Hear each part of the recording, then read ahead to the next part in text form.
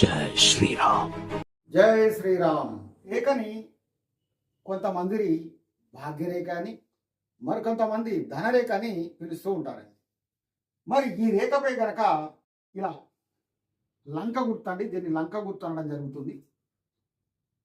లేదా ధాన్యపు కింద ఆకారంలో ఉన్నటువంటి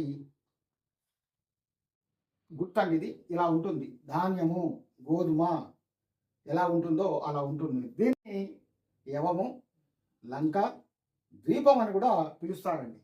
పొరపాట గనక ఇక్కడ గనక ఉన్నట్లయితే వారికి ధనాదాయంలో అనేకమైనటువంటి ఆటుపోట్లకు గురవుతారు ఈ సమయం కాలంలో. అలాగే బాల్యంలో అనేక కష్టాలు పడ్డా కూడా తదనంతర కాలంలో విశేషమైన ధన సంపత్తులు కూడబెడతారండి. విశేషమైన ధనాన్ని వారు సంపాదిస్తారు.